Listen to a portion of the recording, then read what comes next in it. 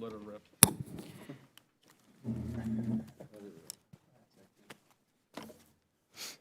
Let her roll, right?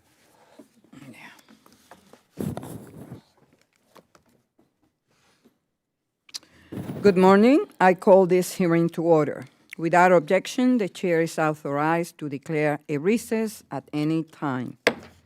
I would like to begin by noting some important requirements. Let me begin by saying that standing House and committee rules and practice will continue to apply during hybrid proceedings. All members are reminded that they are expected to adhere to these standing rules, including the quorum. House regulations require members to be visible through a video connection throughout the proceedings, so please keep your cameras on. Also, remember to remain muted until you're recognized to minimize background noise. If you have to participate in another proceeding, please exit this one and log back in later. In the event a member encounters technical issues that prevent them from being recognized for their questioning, I will move to the next available member of the same party, and will recognize that member at the next appropriate time slot, provided they have returned to the proceeding. For those members and staff physically present in the committee room today, in accordance with the attendance physician's most recent guidance, all members and staff who attend this hybrid hearing in person will be required to wear masks in the hearing room.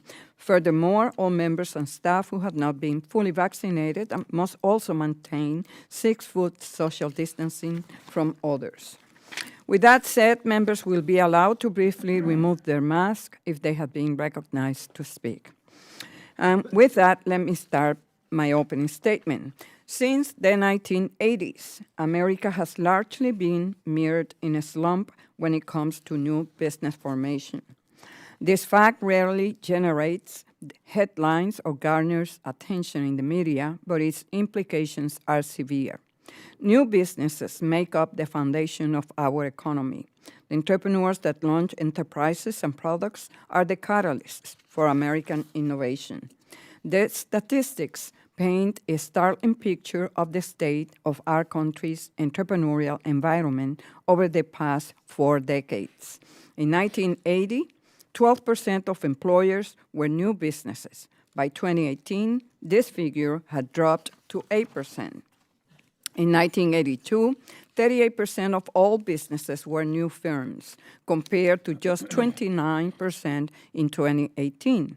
In 2018, larger corporations were doing quite well, but small firms were exiting the market at a higher rate than they were being started. This was the state of American startups in March of 2020, when the pandemic began to intensify. As COVID spread and businesses closed, our country was staring down an unprecedented economic crisis.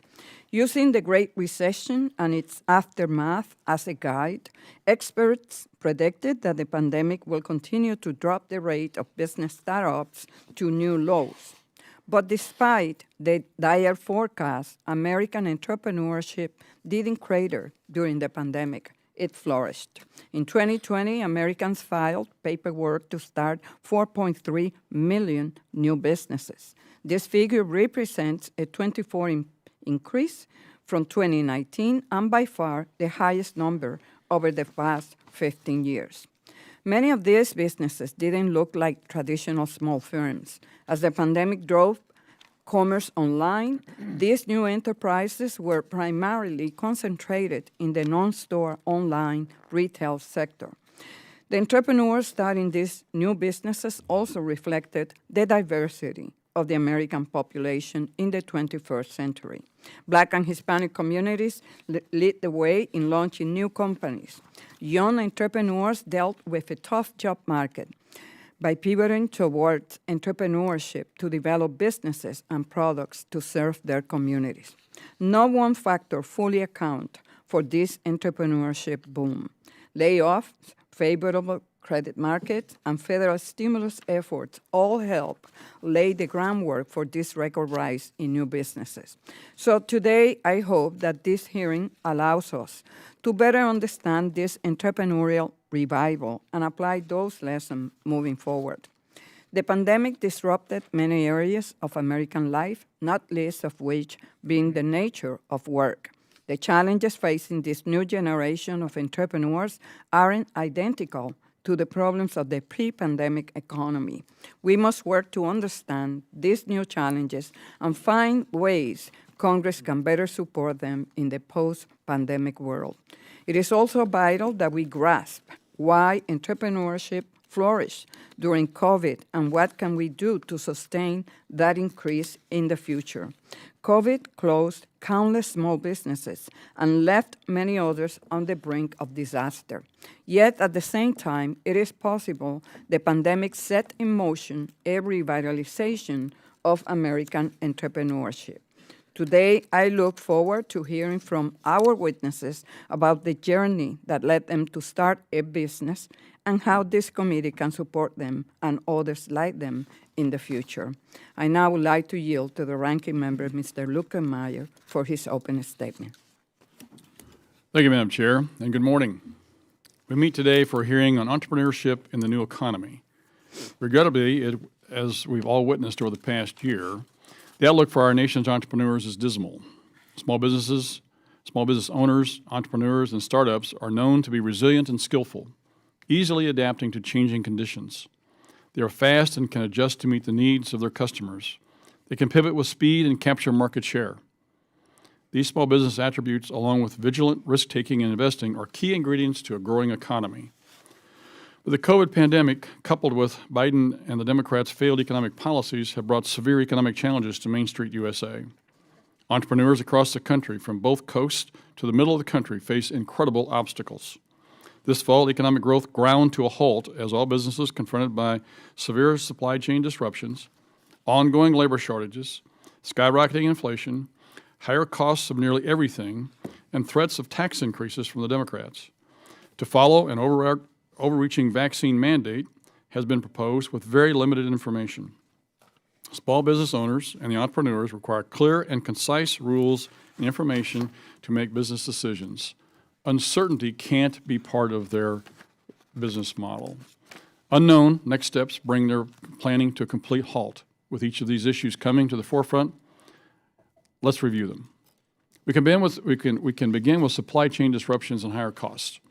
Small businesses which operate on thin margins have been shocked by recent supply chain failures. NFIB's September Economic Trends Survey found 90% of small businesses have been affected by these disruptions, and nearly half of all small businesses have experienced product delays from their suppliers. With empty shelves continuing to be a common sight in our local communities, the fourth quarter and the holiday season could be a rough stretch for the nation's job creators. At the same time, demand for goods has increased, pushing prices even higher. Labor. Across all industries, labor shortages have hindered the ability of companies to get products made, shipped, unpacked, and transported. Once the products and goods have arrived, the businesses often do not have a full staff ready to meet and greet customers. Biden administration's worker shortage means that employers now have 10.4 million job openings. Let me repeat that, 10.4 million job openings and no one willing to fill them. NFIB found 51% of small businesses have unfilled job openings, a staggering and record number. In addition, employers are facing record numbers of workers quitting their jobs, and according to the Federal Reserve, the pandemic has resulted in a record 3 million early retirements. This is a dreadful situation as we head into what should be the busiest time of the year for businesses, the holiday season. Inflation. Despite the Biden administration's denials, it is very clear that inflation is no longer temporary or transitory. In October, the Department of Labor reported that the Consumer Price Index, one trusted measure of inflation, is now at a 13-year high of 5.4%. Even the Federal Reserve's chairman, who has insisted for months that inflation is transitory, recently admitted that inflation is expected to remain high well into next year. Overall, inflation means higher prices for small businesses along with higher prices for their customers. Tax increases. Could there be a worse time to threaten entrepreneurs and small firms with tax increases? In February, President Biden said the U.S. had lost more than 400,000 businesses since the pandemic began, and many more were at risk. Yet the Biden administration and congressional Democrats have proposed a huge number of tax increases to fund their massive spending programs. We're not sure, however, which tax increases are still on the table, although it seems to be changing by the minute. But surely the last thing small businesses need coming out of a pandemic are tax increases. Employer vaccine mandates. In September, President Biden announced that his administration is developing a regulation that will require all private sector employers employed by a business with 100 or more employees to be vaccinated or submit to weekly testing. According to the Society of Human Resource Management, 89% of employers fear at least some of their employees will quit as a result. The uncertainty surrounding these rules is putting the brakes on small businesses as they try to get back on their feet and serve their communities. A labor shortage crisis accompanied by an employer vaccine mandate are a grave threat to American small business prosperity. How much more can small businesses withstand? Taken alone, each of these policies is devastating, but taken together, their impact is likely to have serious, long-term consequences for entrepreneurship. Madam Chairwoman, we should be enacting policies that will empower entrepreneurs. Attentive risk-taking and investing are what will grow our economy. However, entrepreneurs are facing an economic storm that is preventing this progress. I appreciate our witnesses being with us today. I look forward to the testimony. With that, Madam Chair, I yield back. Thank you, Mr. Lukemeyer. The gentleman yields back.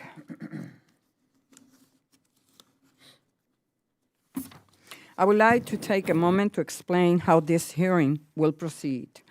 Each witness will have 5 minutes to provide a statement, and each committee member will have 5 minutes for questions.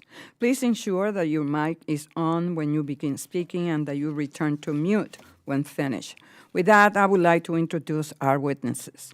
Our first witness today is Ms. Ellie Diop, CEO of Ellie Talks Money.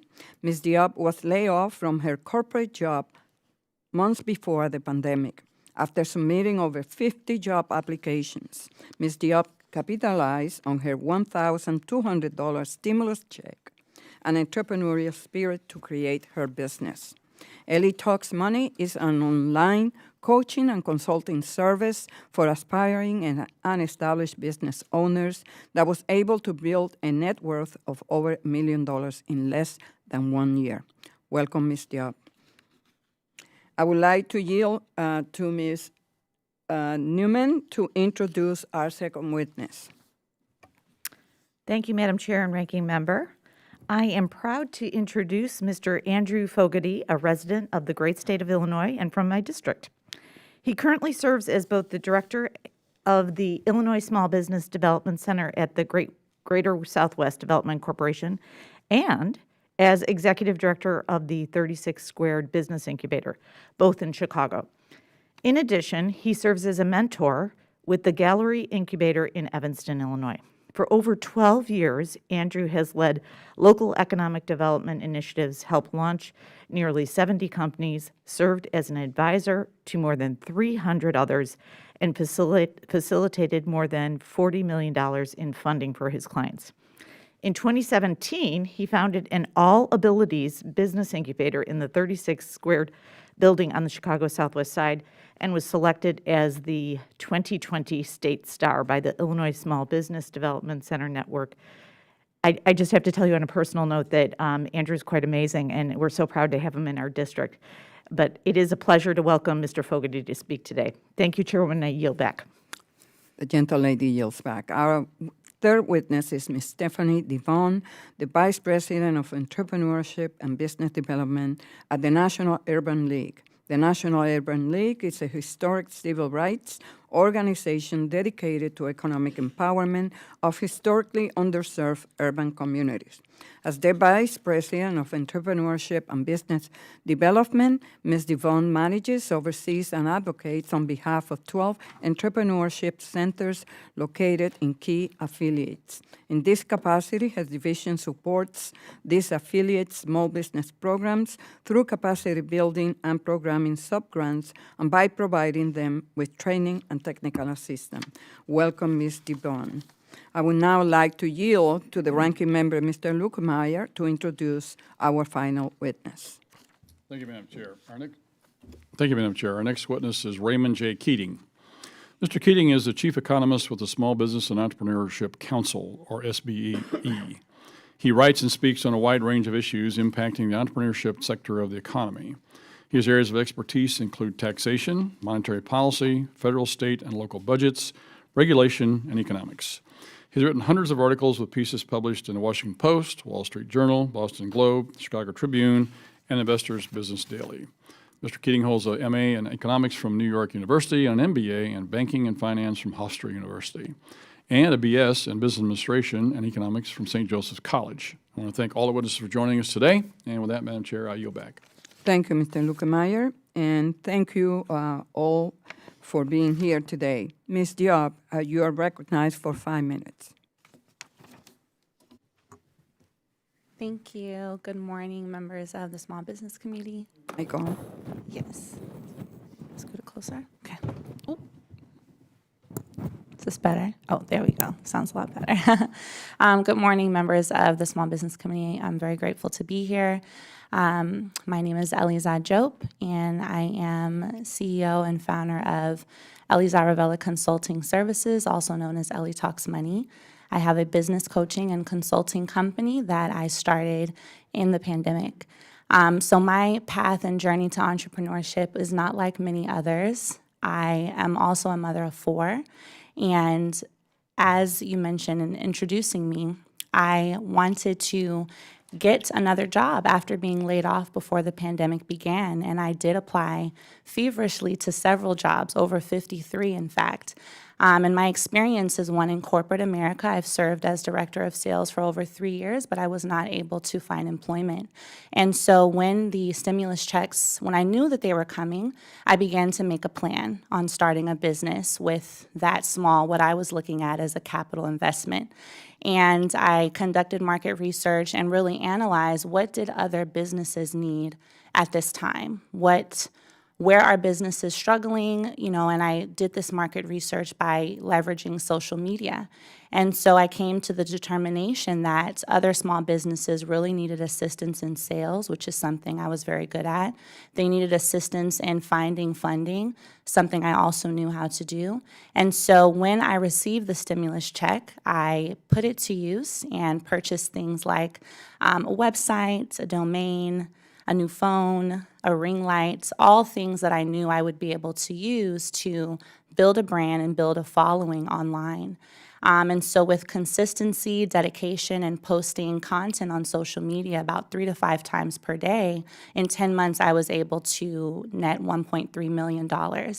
And that is sheerly by having the access to entrepreneurship.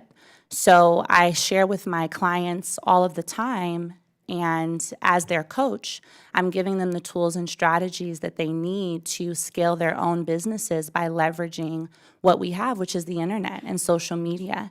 And because I started this with, $1,200, I'm always reminding them that you don't need a large sum of money or a large capital investment in order to make a lot of money in your business. It's just about utilizing the right strategies.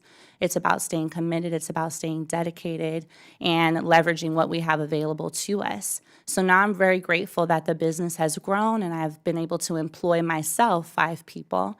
It's a very, amazing turn of events, being that it was so challenging for me to find a job. Now I'm in a position where I can actually create jobs. And my goal for 2022 is to increase our staff to 10, hopefully, and to continue from there. But definitely where the biggest success in this entire accomplishment truly is just that I've been able to show and inspire people, over 300,000 people, that if I can do this, so can you. There's a misconception that entrepreneurship or the ability to start a business is one that begins with a silver spoon in someone's mouth. But I think that my journey has been able to show people that regardless of where you're starting with, even as, a mother just coming out of a divorce, single mother trying to find a job, you can absolutely take the circumstance that you're given and completely change the narrative and change the scenario. So we live in a time where entrepreneurship is truly more accessible than ever. And given the right tools, small business owners can absolutely repeat what I have been able to do. Now, you don't need to have money to pay for advertising. You don't need to always have a lot of connections. You need to have grit. You need to have resilience. You need to have dedication and commitment to what product you want to sell. And now with platforms like social media, Instagram, Facebook, Twitter, all platforms that I've leveraged, you are able to go directly to your audience and make the sale. We don't have to go through all of these complicated channels, which actually gives small businesses a higher opportunity to thrive and survive than we may have had 4, 5, or 6 years ago. So I'm very grateful to be able to share my experience and my success in entrepreneurship with you all. And thank you. Thank you, Ms. Diop, for that inspiring story. And I am just, it's really rewarding to know that there is a role for the federal government to play, particularly by empowering women like yourself. Now I will recognize Mr. Fogerty for 5 minutes.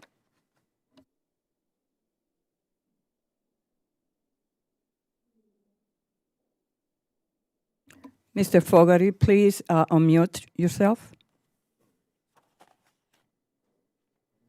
Yes.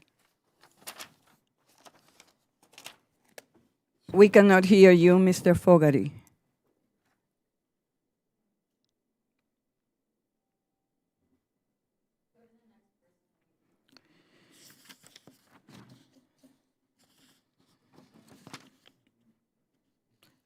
Mr. Fogerty, we're going to be working so that we could correct the technical issues, and now we will recognize Ms. Devonne.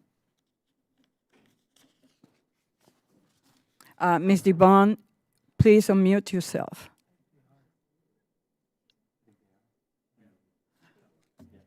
So the problem is here. Okay.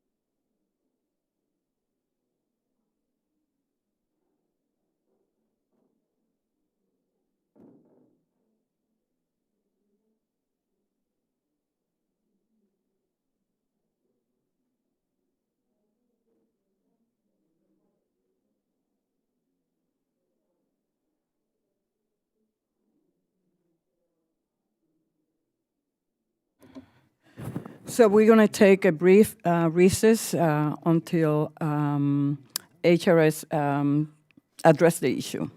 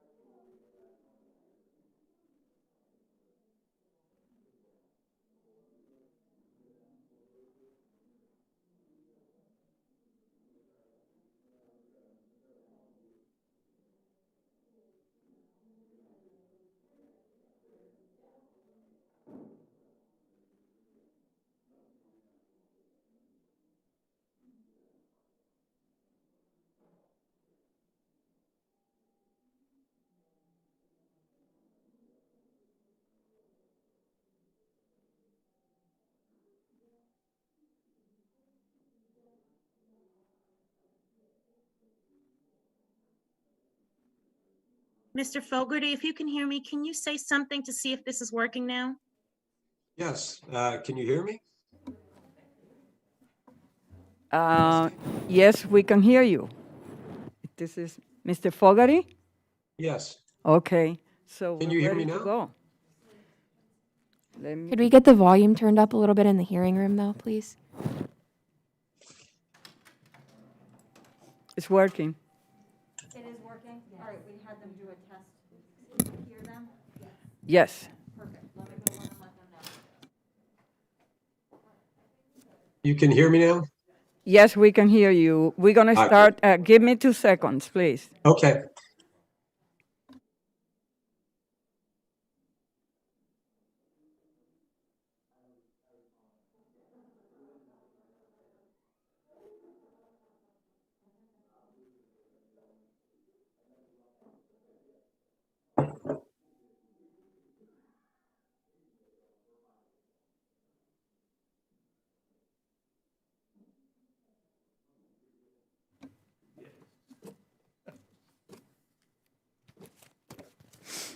This hearing is called to order. Now we recognize Mr. Fogerty for 5 minutes. Thank you very much, and good morning, Chairwoman Velasquez and distinguished members of the committee. Again, my name is Andrew Fogerty. I'm with the 36 Squared Business Incubator in Chicago. I also oversee 2 of the Illinois Small Business Development Center locations, one at 36 Squared and one at the Greater Southwest Development Corporation. Both locations are also part of the City of Chicago's Neighborhood Business Development Center program. What this means is that myself and my colleagues, both across the city and the state, provide business assistance, training, and advising to area residents at no charge. I want to thank Congress for inviting me to participate in this hearing, and also for the quick action that was taken last year with programs like the Economic Entry Disaster Loan, Paycheck Protection Program, and CARES Act funding. Given that this was the first time that an unforeseen disaster affected virtually every business in the country at the same time, I think that the actions of Congress and the SBA were key to averting what could have been a much more serious crisis. These programs continue to help save businesses across the country. So again, thank you for that. That being said, the small business landscape has changed and serious challenges remain. The subject today is entrepreneurship in the new economy, and my testimony will focus on 4 main areas: access to capital, reducing the digital divide, manufacturing, and working with underserved communities. Access to capital for small businesses, and especially startups, remains a challenge. In fact, if a business needs a small loan of $10,000 or $20,000, I'm only aware of one bank in Chicago, CIBC, that actively markets programs to meet that need. There are, of course, also some nonprofit lending options. However, these are typically at a higher interest rate and less desirable than a bank loan. I'd like to see more banks offering micro-lending and startup funding, and I'd like to see the reporting process for lenders streamlined to make small business lending more attractive. It's my understanding that there's legislation now that may, on the books right now, that may significantly increase reporting requirements in all small business loan applications. And I am concerned that this may negatively impact my clients. Access to capital is key to supporting entrepreneurship in the new economy. Next, I'd like to address computer literacy. The digital divide is real, especially in underserved communities. Today, computer literacy and basic business training are as key to an entrepreneur's success as being able to read or write was 20 years ago. We need to do better with this by making basic computer skills training and business assistance programs widely available across the country. In fact, when CARES Act funding ends next fall, many small business development programs across the country will actually see a decrease in capacity, and this is a concern. Next, I'd like to address manufacturing. Last year's difficulty in obtaining vital PPP supplies and this year's supply chain issues demonstrate a clear need to support our domestic manufacturing capabilities. Certainly, a simplification of the federal procurement process would be a start. And finally, I'd like to discuss the underserved population. Here on Chicago's South Side, we have a diverse and vibrant small business community, including a significant number of immigrant business owners who hold ITINs instead of Social Security numbers. Currently, these business owners are shut out of most SBA lending programs. I certainly don't presume to jump into the immigration debate. However, if a business seeks to expand, buy equipment, a building, or create jobs, I'd like to be able to present the same options to all my clients. Perhaps the most disadvantaged of the underserved populations are the disabled people. Advances in technology and making small business ownership a much more viable option for our disabled population. This is a trend that is only going to increase in the coming years. I'd like to see more of an effort made to include these entrepreneurs into the wider business development world. Thank you again for having me, and I look forward to your questions. Thank you, Mr. Fogerty. Ms. Devonne, you are recognized for 5 minutes. Chairwoman Velasquez, Ranking Member Lukemeyer, and members of the House Committee on Small Business, thank you for the opportunity to testify at today's hearing titled Entrepreneurship in the New Economy. My name is Stephanie Devonne, and I'm the Vice President of Entrepreneurship and Business Development at the National Urban League. I bring you greetings on behalf of Mark Morial, our President and CEO. The National Urban League is a historic civil rights community-based organization dedicated to economic empowerment and the guarantee of civil rights for African Americans and other underserved communities in America. We are a national nonprofit intermediary and provide direct comprehensive services that improve the lives of nearly 2 million people each year through our network of 91 Urban League affiliates in 36 states and the District of Columbia. In my role, I manage, oversee, and advocate on behalf of 12 Urban League Entrepreneurship Centers, which provide management, counseling, mentoring, and training services for entrepreneurs looking to start, grow, or scale their business. While the typical client of the Entrepreneurship Center program is a low to moderate income African American woman with an existing business, our centers also serve Caucasian, Hispanic, Asian American entrepreneurs. In 2020, our centers helped approximately 23,928 participants secure $108.6 million in financing and contract opportunities, as well as save or create 714 full or part-time jobs through our counseling and training services. The COVID-19 pandemic and resulting economic disruption has disproportionately impacted minority businesses and also exacerbated existing structural inequities in small business lending. An April 2021 Federal Reserve survey found that the minority-owned businesses were simultaneously hardest hit by pandemic-related closures and were only half as likely as white-owned firms to receive the necessary Paycheck Protection Program, small business relief funding they needed to pay their workers and stay afloat. For minority-owned business, the racial wealth gap and implicit bias have made securing access to capital exceedingly difficult. During the pandemic, our entrepreneurship centers conducted training, workshops, and counseling sessions through digital and telephonic means with clients. We hosted webinars to guide entrepreneurs experiencing cash flow issues through the disaster loan application process and provided links to resources to help entrepreneurs develop disaster recovery plans. From June 1st, 2020 through May 31st of this year, with support from a CARES Act MBDA award, our centers helped 11,250 businesses secure $137.6 million in financing and contract opportunities, as well as save or create 1,174 full and part-time jobs through over 15,800 hours of counseling and over 33,000 hours of training. Specifically, our services were directed at providing COVID relief to minority businesses lacking access to capital, or with inadequate financial management practices and less flexible operating models. We also received support through the PepsiCo Foundation to run our Black Restaurant Accelerator program, which is helping keep the doors of small businesses in the food and beverage industry open. One of the program's beneficiaries is Boku Eats, a New Orleans neighborhood eatery that provides full-service catering and meal prep services. Here is what owner Keisha Reed had to say about the program. The grant from PepsiCo allowed us to purchase 3 tents, which meant we could serve at least 50 people and overhead costs were lowered. Given the current 72-hour test and vaccine card mandate for inside eating and the inside reduction, we were only able to accommodate 6 to 10 people on the inside at any given time. Without the assistance of the grant, we wouldn't be able to generate the revenue needed to stay in business during this ongoing pandemic.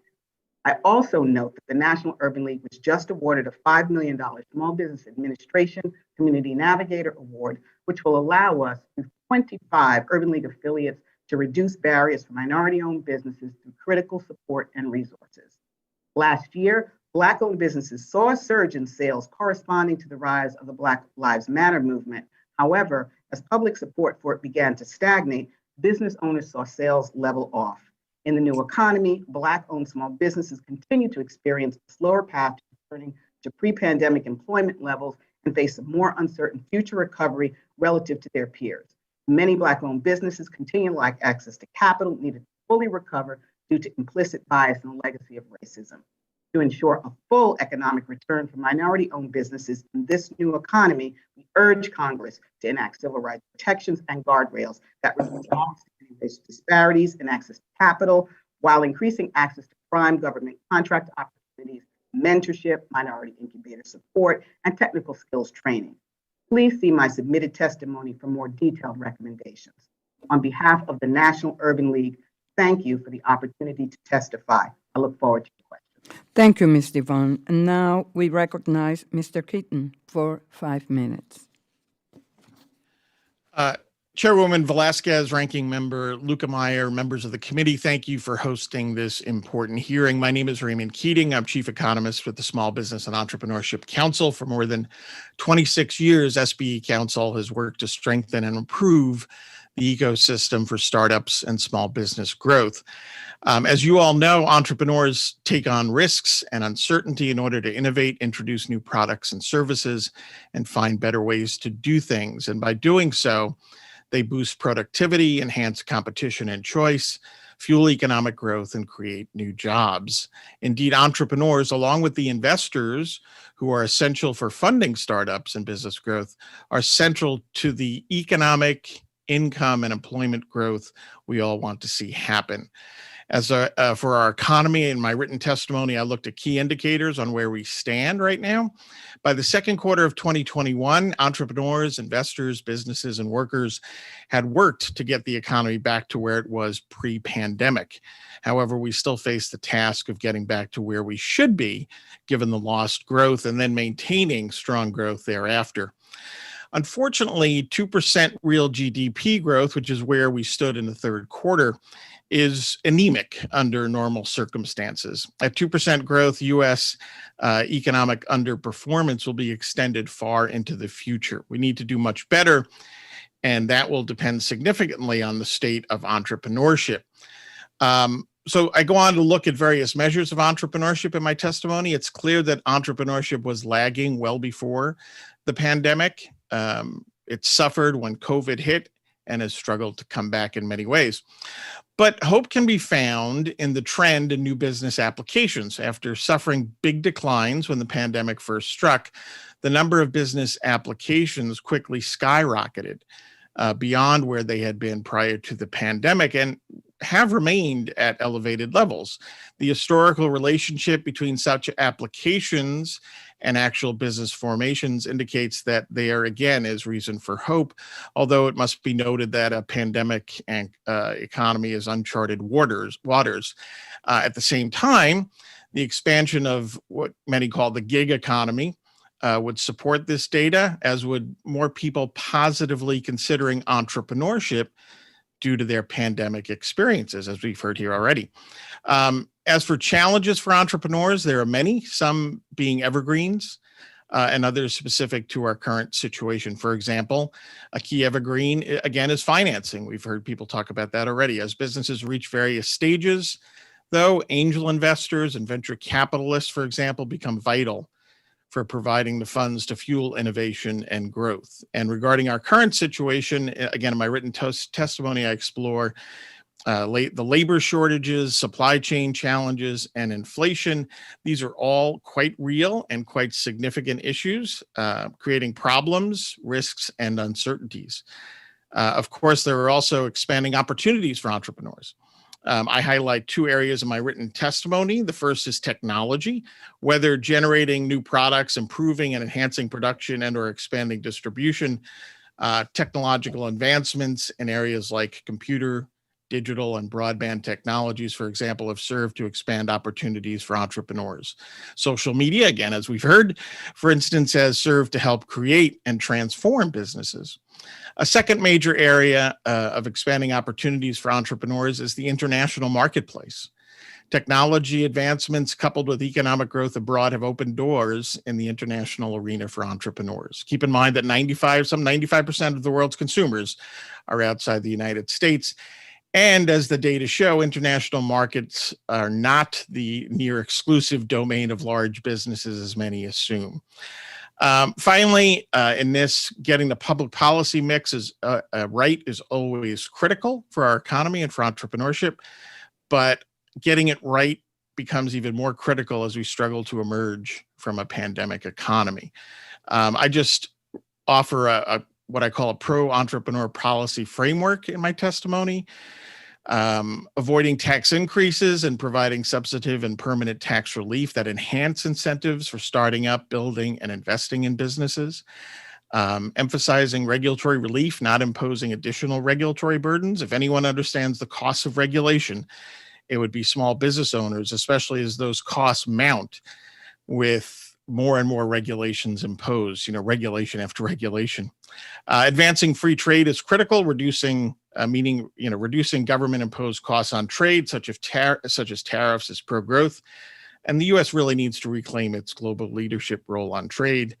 Also implementing a constructive immigration policy agenda that expands avenues of immigration for those who wish to contribute by working and starting businesses, while enhancing security, of course, to keep out terrorists and others who would do us harm.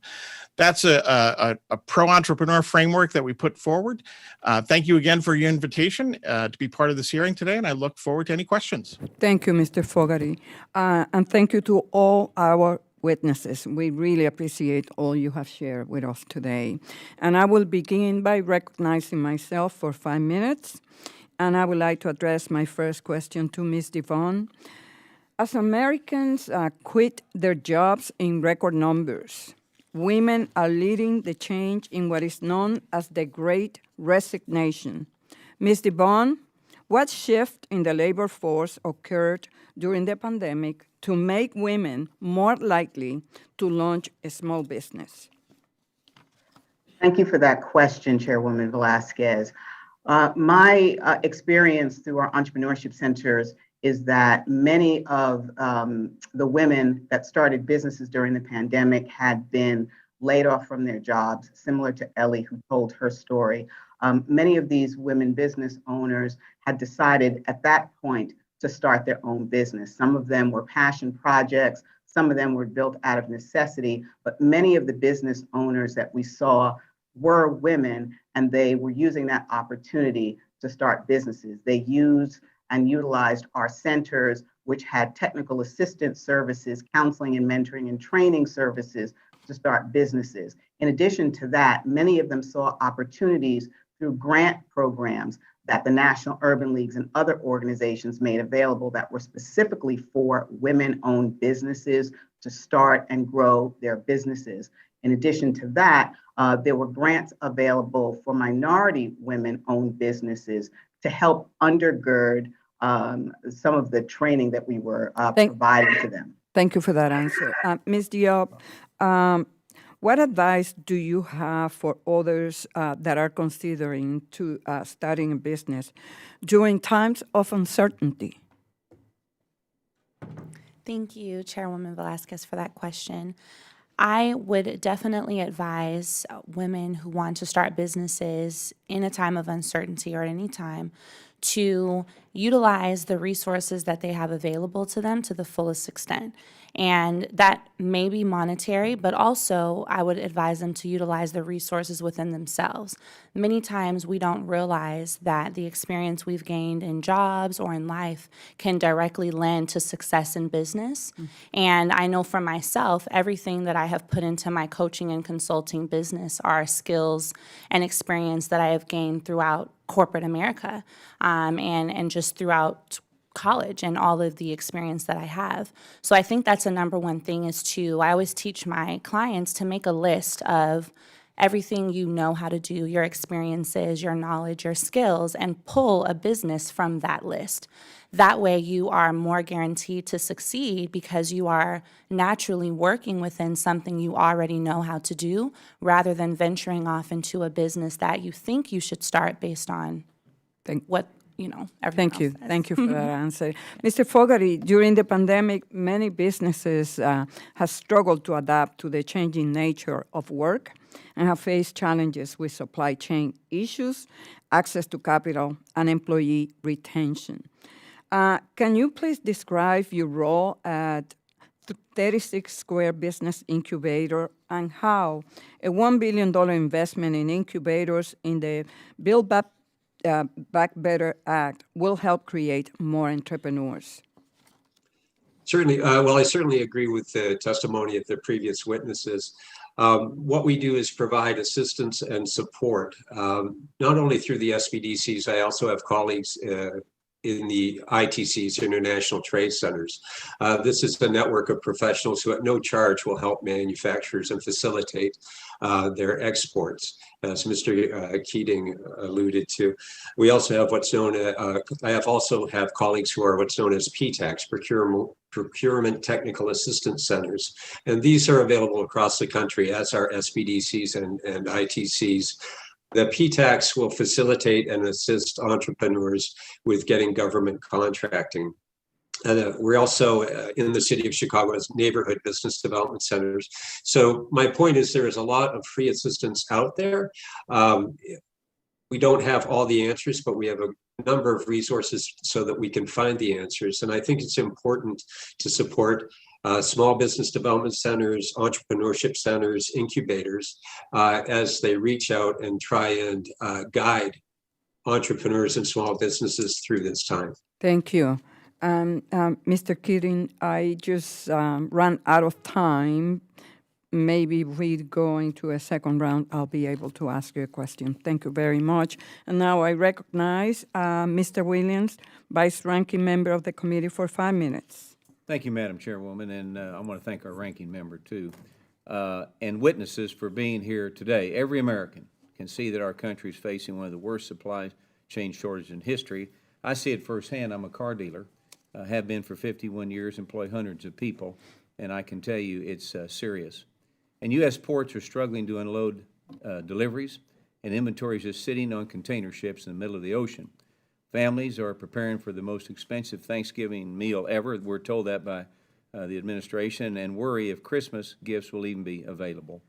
This supply chain crisis has become a substantial issue for small businesses across the country, forcing business owners to make operational adjustments in order to compensate for the lack of inventory and revenue. So, Mr. Keating, what are small businesses who operate on fixed margins to do when they don't have a product to sell or can't afford to pay their workers? And what do you think the long-term effects of these supply chain disruptions will have on our economy? Well, I agree with you 100%. And in terms of small business owners, they are being impacted more so than large firms just because they operate on such thin margins. The long-term issue, listen, in the short term, this is going to be an issue that we need government to not impose additional burdens, like I mentioned in my testimony, taxes, regulations, things like that, provide relief where they can. And then the private sector is going to work through this. It's going to be very painful. It's already been very painful. And then the question is how, the long-term effect is going to be determined by how many businesses survive these issues and these problems. We've already seen what the pandemic has done. I mean, various surveys, either we've lost hundreds of thousands or even millions of small businesses during the pandemic. So now we've got this additional issue of working through trying to get back to where we were at least. And the long-term impact is going to be, again, how many small businesses have we lost? I take some hope in those business application numbers where you see people think, at the very least, they're thinking about entrepreneurship as an option, and that's what we're going to need going forward. Right, perfect. Let's talk about inflation. It's still on the rise, and hardworking Americans are paying more for food, gas, and other utilities. And a recent report by the Department of Labor showed that inflation has spiked to 5.3%, a record high in 13 years. So, meanwhile, Democrats continue their push to inject over $3 trillion of new federal spending into the economy and threatening to worsen inflation for months or years to come. So the Biden administration refuses to acknowledge the risk of hyperinflation. They argue that proposed spending packages are fully paid for and will have no impact on inflation. So again, quickly, Mr. Keating, in your testimony, you state that the inflation numbers are undeniable. And can you talk briefly about the current impact of inflation, whether you think it's transitory like the Federal Reserve argues? Yeah, I always get concerned when the Fed, whose primary responsibility is stable prices, kind of poo-poos what's going on with inflation. So I'm not quite clear how long this is going to last. I don't think any of us are, and that's part of the problem, right? Inflation comes with uncertainty, there's volatility, all of the issues that, higher interest rates, all of these problems. So the issue going forward, I wish I heard more from the Fed that, hey, listen, we're taking this inflation issue very seriously, and perhaps we're going to start to rein in this historically unprecedented loose monetary policies that we've been running really since the summer of 2008. I think that would be a great step. And then also on the fiscal side of things, inflation is all about too much money chasing too few goods. I like the idea of incentivizing the production of more goods. So if we could have pro-growth fiscal policies, meaning tax, regulatory, trade policies, combined with some monetary restraint, that's how we get out of this mess in the 1980s when we had stagflation, and that's how we're going to get out of the mess today. Okay, quickly, in the time I have remaining, in your opinion, what are the impacts of higher taxes and increased government regulations on small businesses, particularly on the heels of the COVID-19 setbacks? Higher taxes do nothing but hurt business. We need to cut taxes. So quickly, how do you feel about that? Well, you're right on. Listen, higher taxes always come with costs for negatives for the economy, negatives for small business. And then when you're thinking about doing it as we struggle to get out of a pandemic economy, I'm bewildered by that. This is the worst possible time to be imposing higher taxes and more regulatory burdens. And without a doubt, you could talk about targeting at this income level or that income level.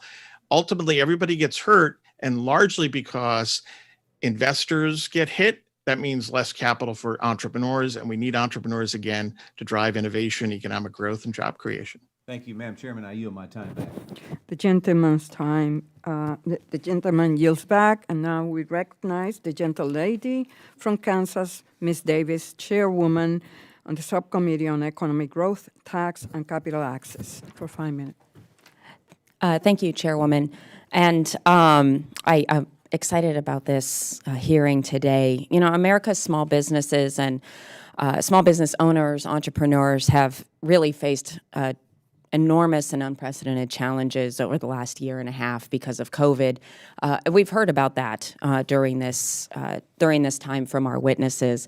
And we also heard that against all odds, we are seeing Americans start new businesses. Even in 2020, 4.3 million new businesses were started, and that's the highest number of new businesses over the last 15 years. So while we have unprecedented difficulties, we're also seeing unexpected and inspiring startup and unexpected and inspiring startup surge. It's I think a testament to the entrepreneurial spirit that we've got in this country, and I'm glad we're taking the time to understand that today. And so my first question, Ms. Diop, is that the, okay.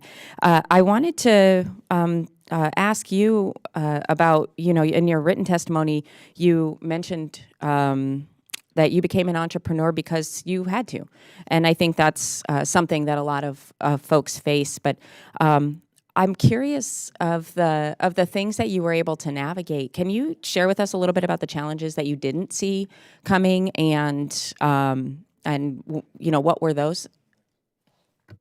Thank you so much, Ms. Davids. Certainly, there were challenges that I ended up facing, which I couldn't have anticipated. And I would say the largest one is learning how to go from a one-woman or person business to then delegating and expanding it. I, as I mentioned in my testimony, started my business out of necessity because I couldn't find a job, but I had children. I needed to take what I knew how to do and turn it into a business that could then serve others.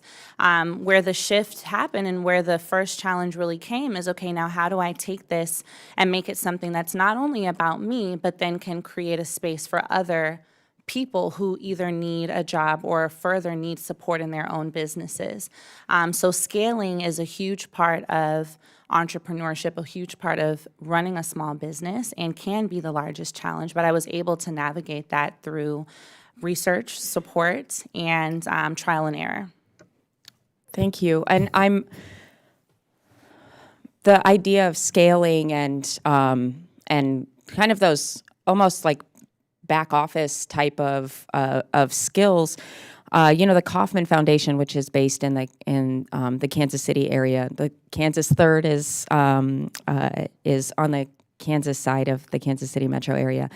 And the Kauffman Foundation has done a lot of research, and they talk about accounting and legal advice. And I'm curious about how that's one of the biggest obstacles. I'm curious how you handled, you mentioned research. Like, what kind of steps did you take to address that? Absolutely. So I did ask a lot of questions. I'm very grateful that in my time running this business, I've been able to make connections. And so a lot of the clients who would book me for a call would actually be in the fields of the legal field, or perhaps they were in the field of finance. And so in exchange for me helping them to gain clarity on how to scale their own businesses, I was then able to ask them, well, since you're in the financial field, what should I do?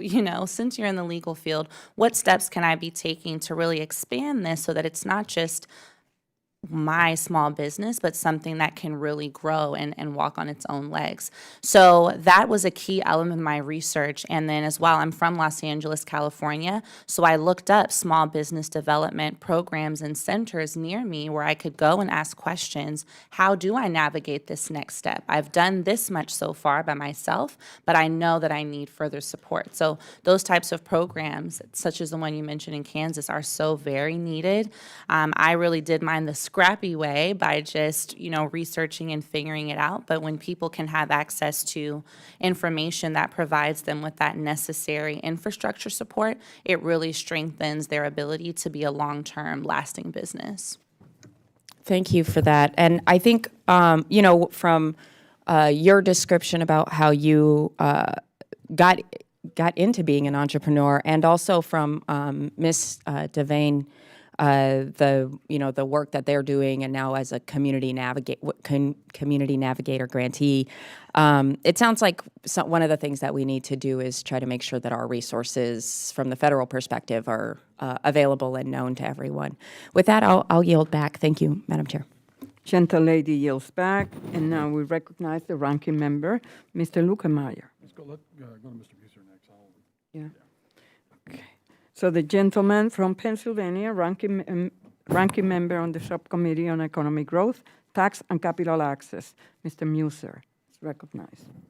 Thank you, Chairwoman Velasquez, and thank you to our Republican leader, Mr. Lukemeyer, and thank you very much to our witnesses, and thank you, Ms. Diop, for being here with us, and to all on virtual. Clearly, the last 19 months have been very challenging for small business. Even though I'm a member of Congress, I've been experiencing it from my past life, as well as just working with the constituents and helping them through and navigating through the COVID crisis, from PPP to shutdowns to you name it. Ms. Diop, your story was compelling, amazing. Congratulations. I want to ask you a couple of questions about that. But first, I'm going to just go to Mr. Keating. Mr. Keating, as small businesses, entrepreneurs, as you've mentioned a couple of times, have dealt with cost of goods, shortages, all kinds of cost increases, inflation, wage increases, which we all like, but when they come so suddenly and creates the shortages as well as the added unexpected expenses. Government is not in the business of creating jobs. Government's role is to create the best environment possible for the private sector to create those jobs. So in light of the many issues that exist, workforce, I mentioned them, inflation, cost of good increases, supply chain problems, pending OSHA mandates, how has government done in helping or worsening small businesses' challenges? Mr. Keating? Yeah, unfortunately, I'd like to say we were doing better than we are. When you look at all the signals that entrepreneurs, small businesses investors are getting from Washington, it's been, what taxes are we going to increase? Let's look at all sorts of new regulatory initiatives.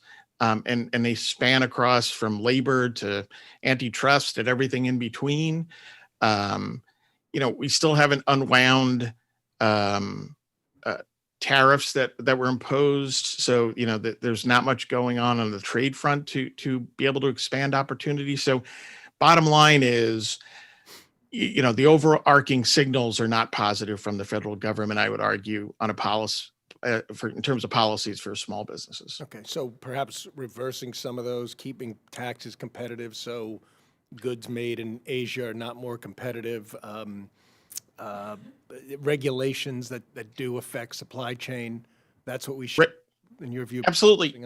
Absolutely. Regulatory reform in a positive sense would be great. I mean, imagine if the business community, including entrepreneurs and small businesses, were hearing from Washington that, hey, we're going to start sunsetting regulations so that we can assess each one if it makes sense going forward, right?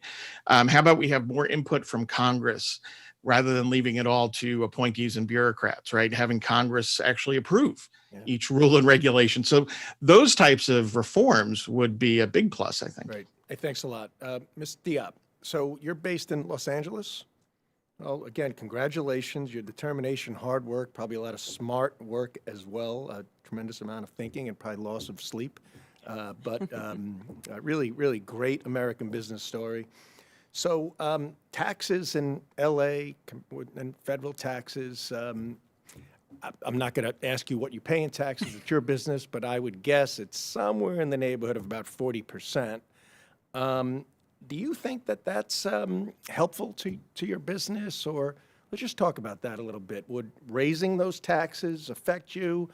Would you prefer them to stay where they are? Would you like to see them lowered a little bit? How would that help your small business? Yes, thank you so much for your question, Mr. Muser.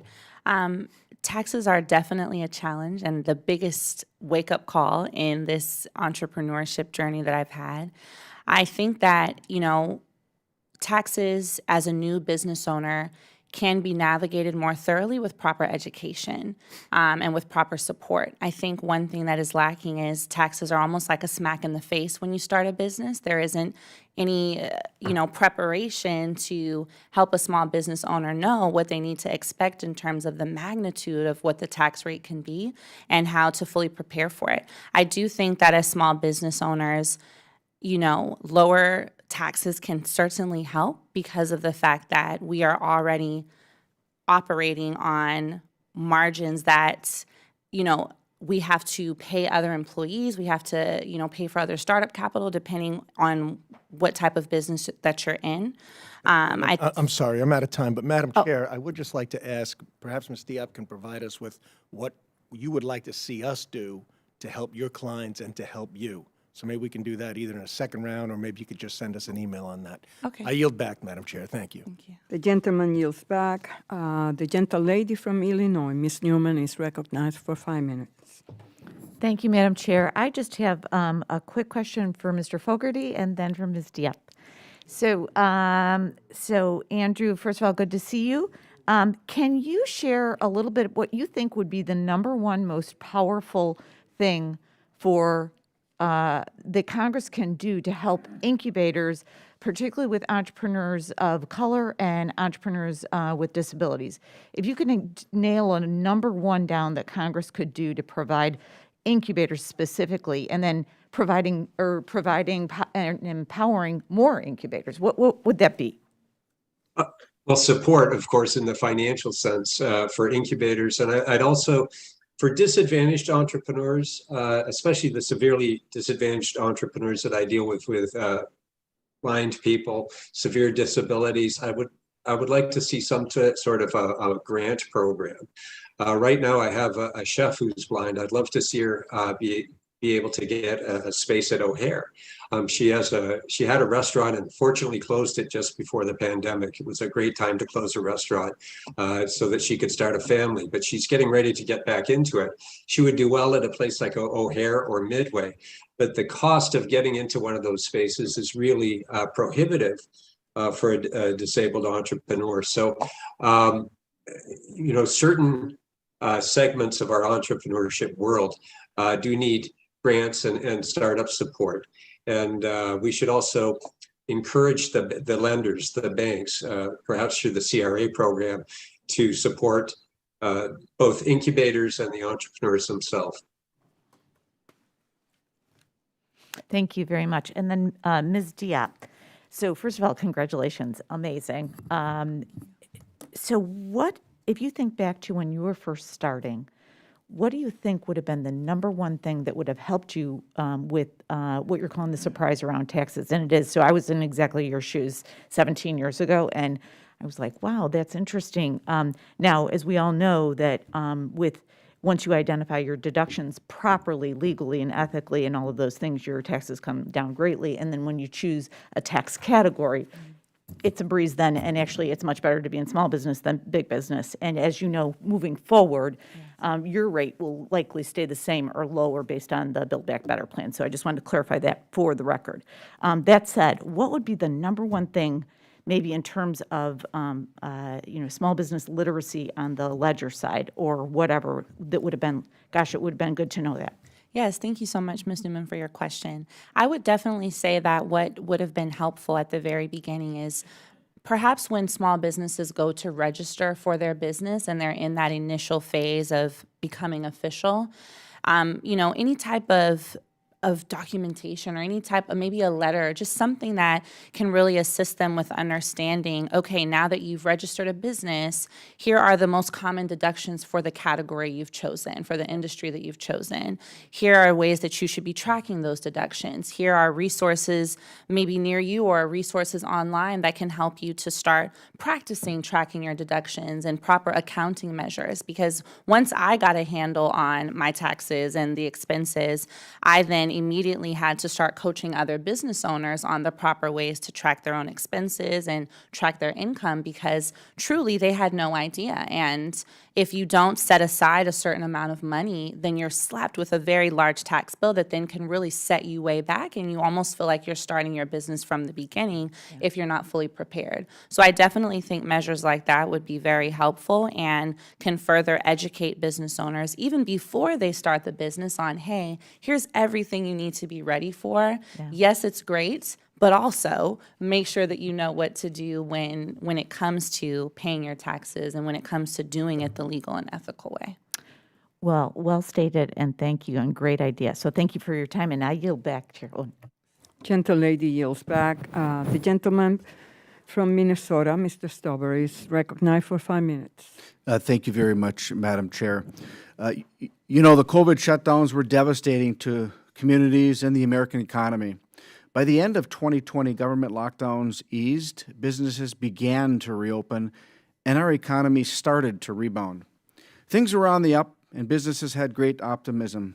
But the Democrats marched forward with their first partisan spending spree, the American Rescue Plan, a $1.9 trillion package, despite the nation's positive recovery trends.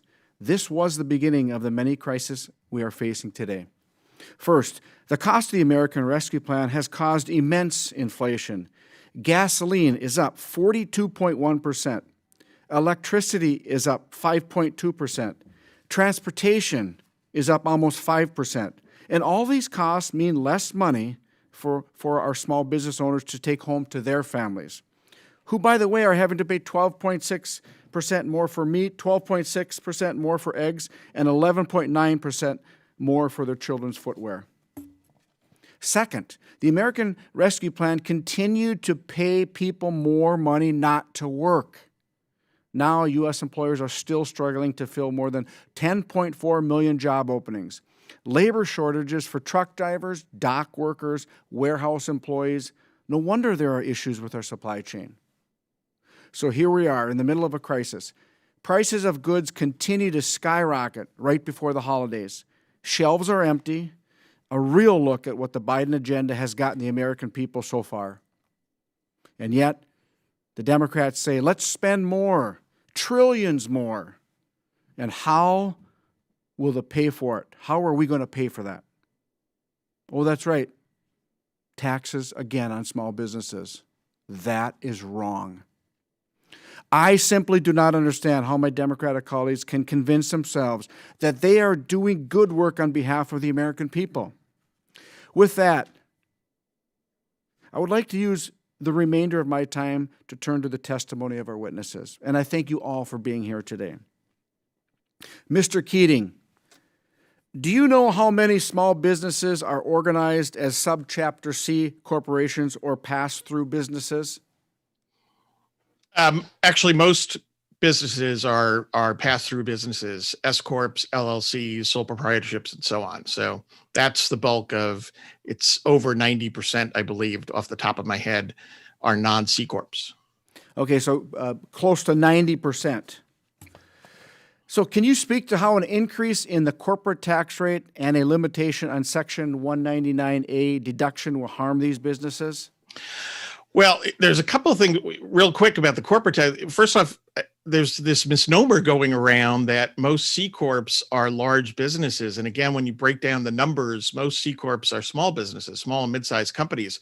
So when you're talking about an increase in the corporate income tax rate, you're talking about an increase directly on many small businesses. And then obviously, any kind of tax increase on C corps are going to affect their universe, their network of businesses as well, which obviously covers non-C corps that serve those businesses, that work with those businesses and work with their employees. Well, thank you very much. I think that, Madam Chair, Ranking Member Lukemeyer, I appreciate you holding this hearing. And you know, we've always talked about small businesses are the engine of our economy. They're an engine of Main Street. And we continue to tax them and put devastating policies, not allowing them to succeed. We need to protect small businesses and ensure they're the engine of our economy. And I yield back. The gentleman yields back. The gentlelady from California, Ms. Chu, is recognized for 5 minutes. Ms. Diop, I was so inspired to hear your story. And as a representative of Los Angeles Area Congressional District, I was especially inspired. You faced obstacles that could have defeated so many people, having been rejected from job interviews 53 times, but you used your creativity and determination to use the $1,200 stimulus check that we sent out to start your own business. And I was thrilled to hear that because of your success, you hired 5 people and are planning to hire 5 more for 10 people total.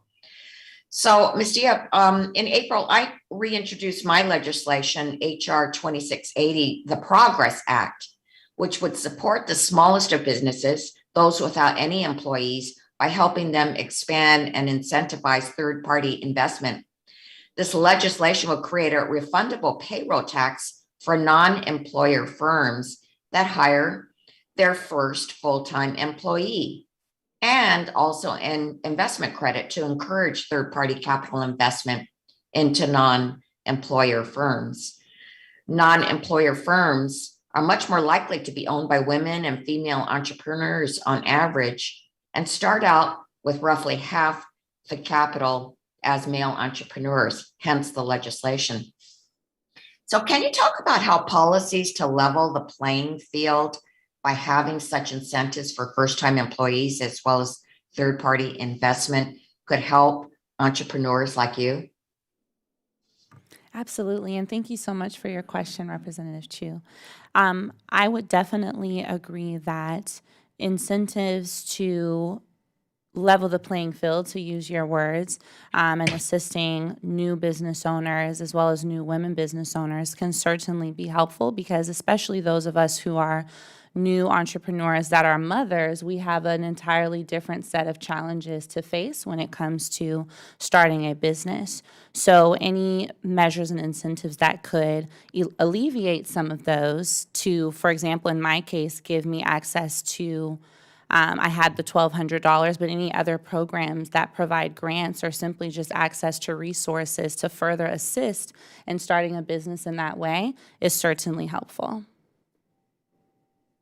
Hey, thank you for that. Mr. Fogerty, thank you for your testimony. I'm glad that you mentioned that many small businesses struggle to access affordable loans for smaller amounts on the private market, even some nonprofit lenders. And in fact, you say that the access to capital is a challenge. And of course, also some nonprofit lender options exist, but that they are typically at a higher interest rate and are less desirable than a bank loan.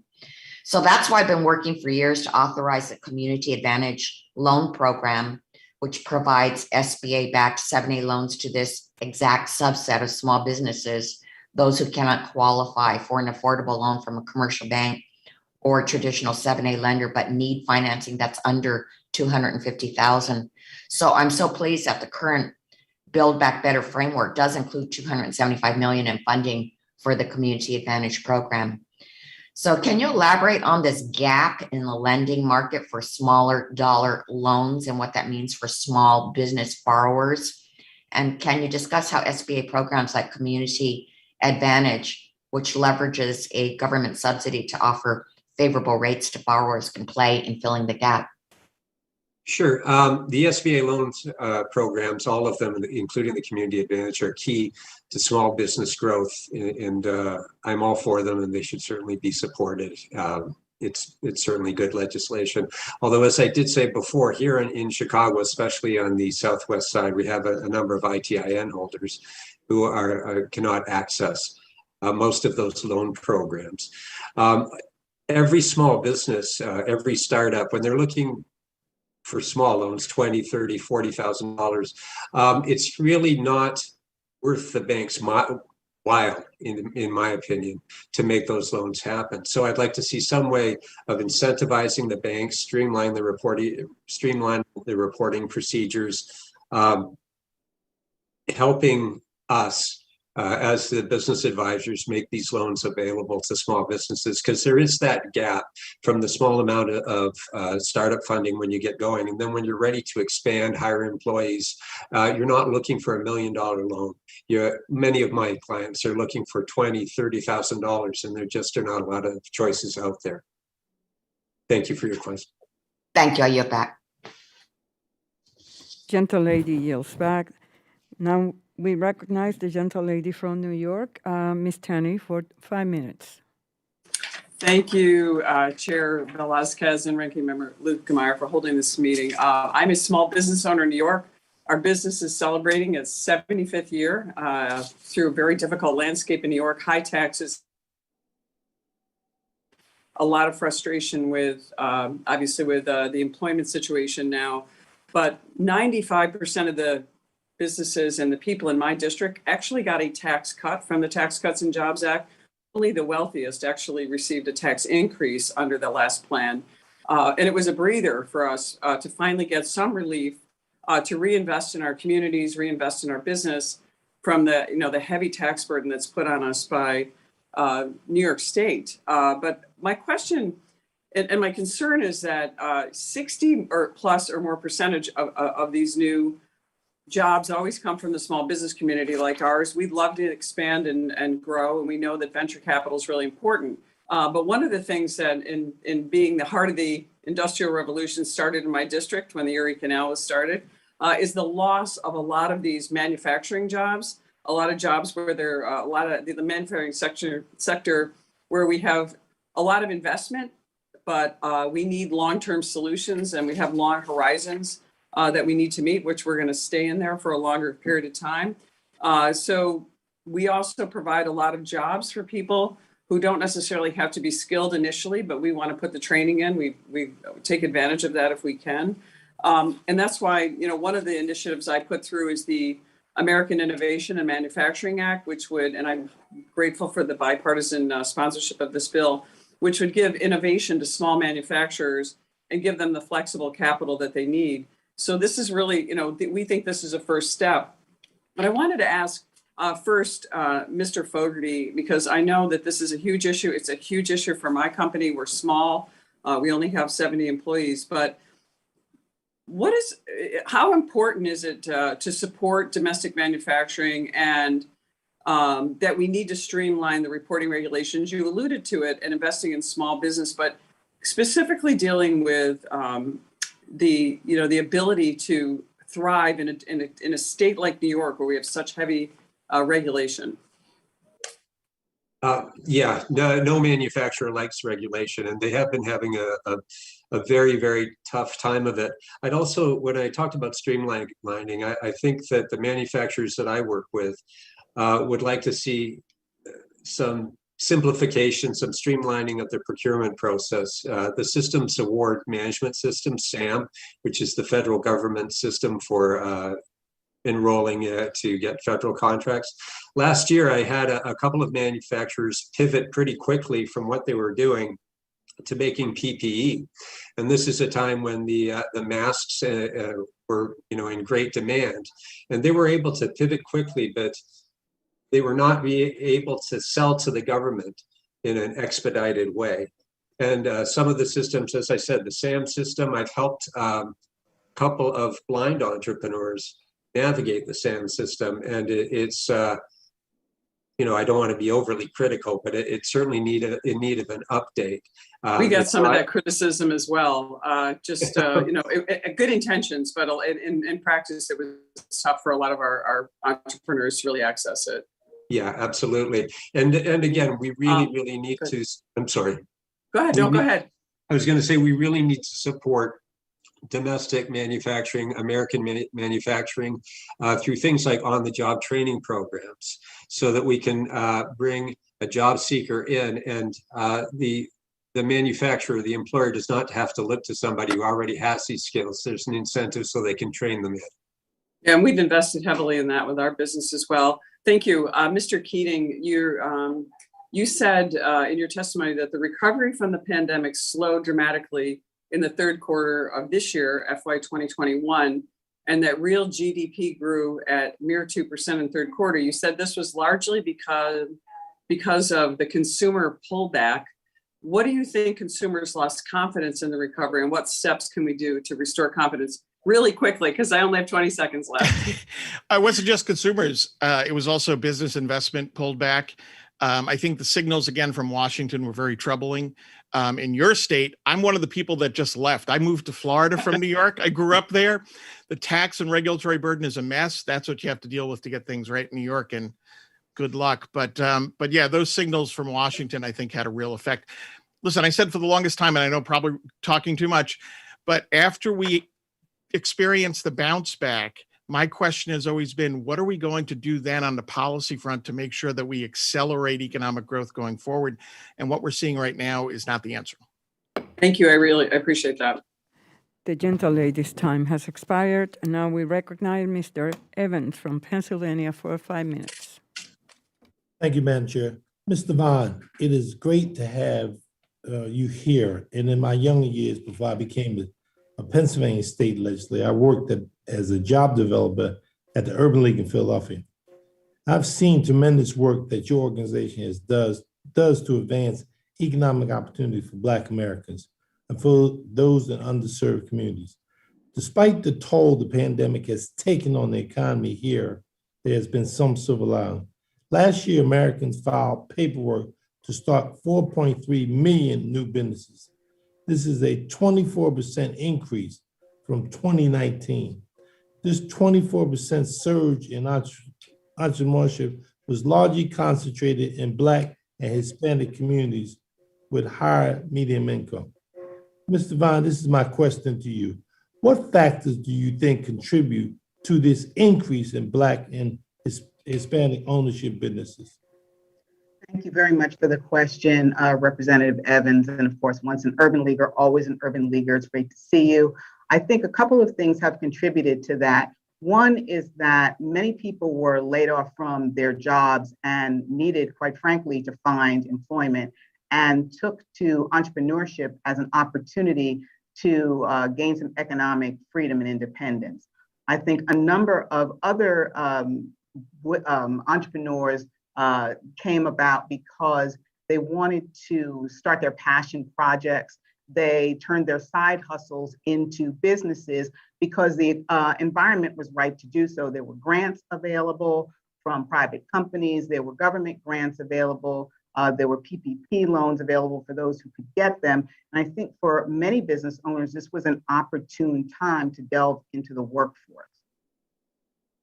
Mr. Devonne, the National Urban League website states the number one challenge facing 80% of small business owners is lack of capital and cash flow. Has this changed during the pandemic? And if so, how? Yeah, I mean, we saw our business owners tremendously affected by the pandemic. Most of them were already struggling beforehand. We've talked about that a little bit. They didn't have the back office, the fiscal systems, the operational systems, strategic management in place. And so when the pandemic hit, it was just exacerbated. And I think many of these businesses struggled and shuttered their doors. I think the ticket for many of these business owners is the technical assistance provided.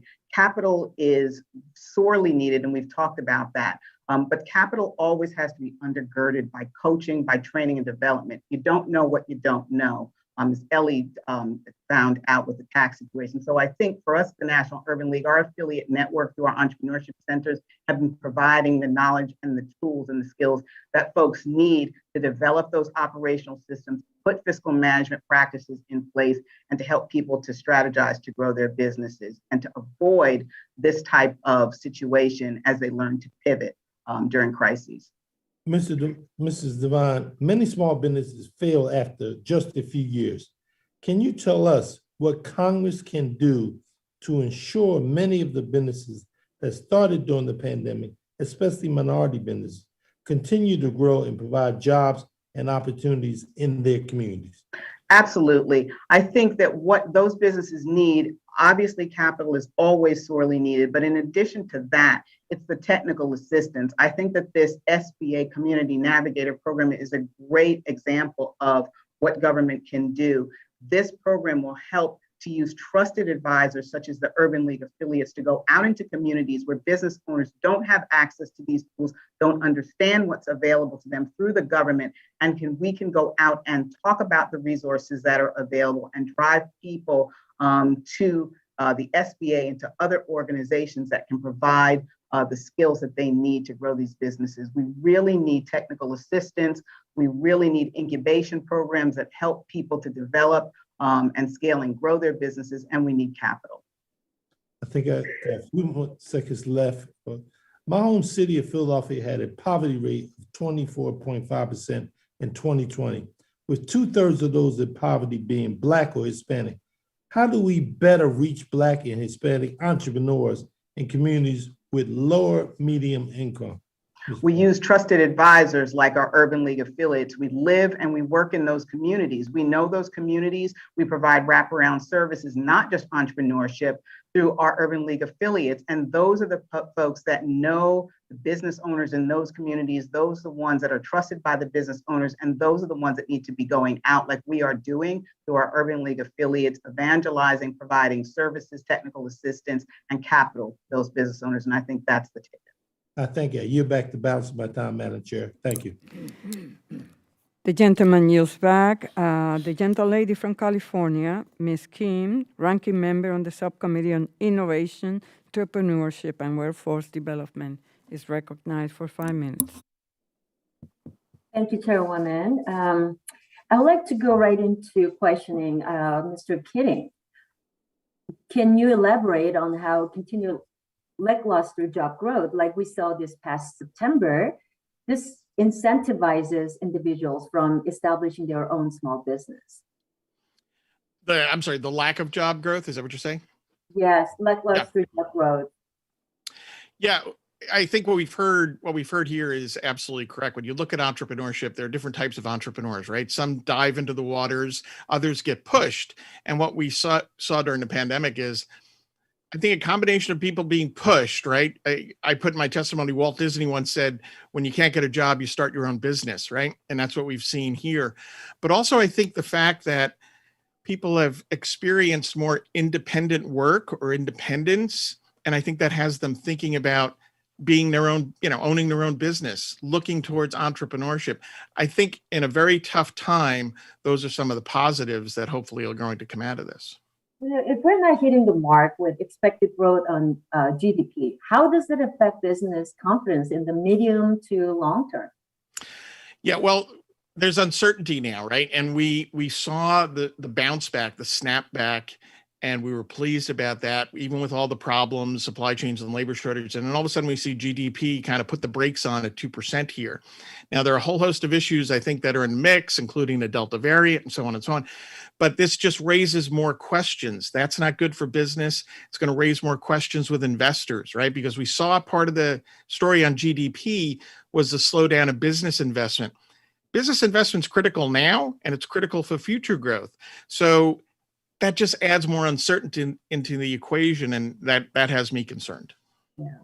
I represent Southern California, and my home state of California has one of the highest unemployment rates in the country, and unemployment claims keep raising. I mean, it keeps going up, not decreasing.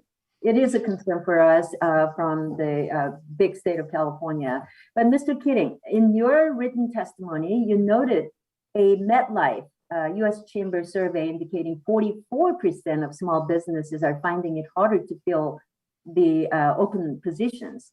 So can you tell us if you have found a correlation between small businesses not having available workers and the decline in the labor force? Why do you think we're seeing a decrease in labor force participation?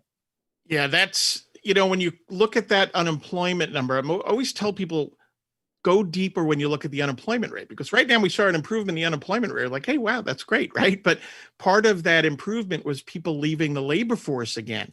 Now, with the pandemic, everybody should be coming back, right? So this is, again, it's an issue that's been around really since the 2008 recession. Why have people not come back to the labor force to the degree that they should? Some people say it's age, but when you zero in on the working age, 25 to 54, we're still not back to where we should be. So that has me very concerned. I'm hoping that these business application numbers maybe point to people becoming entrepreneurs. That would be a net positive, but I'm not quite sure what the answer is. There are a whole host of things, I think, culturally, economically, that are in the mix here. And again, that's something that I think we need to wrestle with and really delve into. Something we need to continue to think about and worry about. One more question to you, Mr. Keating. Some parts of California are experiencing some of the highest average gas prices ever. In some parts where I am in Southern California, LA, Orange counties, they have hit a 13-year high. Someplace I saw close to $6 per gallon. Can you speak of how supply chain bottlenecks and even the threat of higher taxes can impact entrepreneur behavior? Yeah, all those things are, when you're talking about gas prices, right, that's fundamental to everybody, right, including small business owners. So, California does have to deal with its own regulatory issues and tax issues. There's a reason why even when gas prices are low, you guys still tend to be among the highest. So I think part of it is a California issue, but then obviously nationally, we are all dealing with the bottlenecks and the shortcomings and so on. So again, I think it's a question of, yes, the private sector has got to work through this, but we've got to make sure that government allows private and doesn't get in the way of doing that. Thank you very, very much. I'm happy to yield back the balance of my time.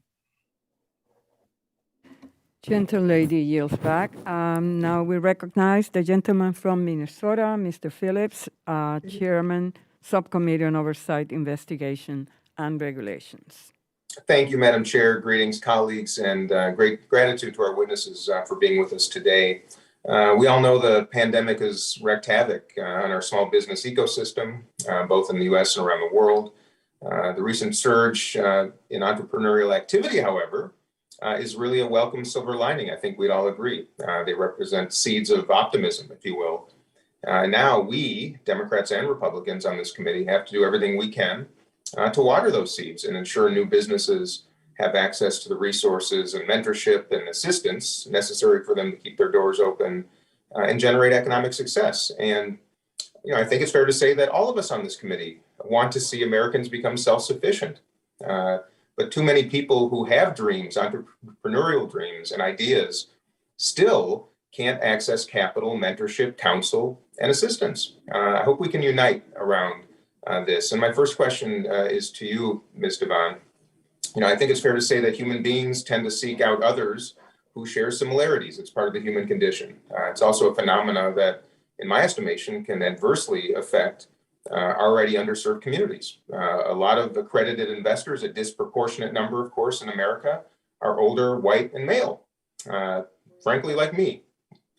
And they tend to invest in entrepreneurs who share similar backgrounds. And you've noted in your testimony that this contributes to the very disparities we're talking about between white and minority-owned business owners and their abilities to access capital and counsel. So if you might just detail for us policies that you think can directly address that issue and help underserved communities with entrepreneurial dreams and ideas gain access to credit and other vital resources. Certainly. Thank you for the question, Representative Phillips. I think that one of the things that needs to be addressed, and we've done this at the National Urban League, when the PPP program first came out and a lot of the Black-owned and other minority-owned businesses didn't have access, we worked with the government to make sure that minority depository institutions and CDFIs, those community-based and community and mission-driven institutions, played a role and had access to those programs so that they could provide those businesses with capital. Those are businesses that operate in underserved communities. They are trusted by those communities. Having support and the government supporting those types of financial institutions is certainly a ticket. Also ensuring that SBA lenders, who many of our business owners did not have relationships with, have access to and are incentivized to work with those small businesses, and also to certainly provide small dollar loans with low interest rates that are accessible and reasonable for small businesses is something that the National Urban League is very interested in making sure that our business owners have access to. Great, I love that. I could go a little further upstream. My friend and colleague, Representative Devonne from Texas, and I were speaking the other day about Business Day. I remember Business Day in my school, elementary school, where we learned to start a little organization, whether it's selling lemonade or a service or printing T-shirts, whatever you have. What do you think of that notion of trying to establish entrepreneurial education as part of the public curricula around the country so we can teach kids who don't have entrepreneurial models in their households or communities often, at least the underpinnings of business, and try to encourage a more self-sufficient entrepreneurial generation? What do you think of that notion? That is a great question, and we are huge supporters of that notion. And in fact, we, and I live in New Rochelle, a little bit upstate of New York City, and our high school has an entrepreneurship program, and I'm starting to see many of those, and we are fully supportive of those types of programs. It's never too early for a child to have an option not to go into the workforce, but to be financially independent through owning their own business.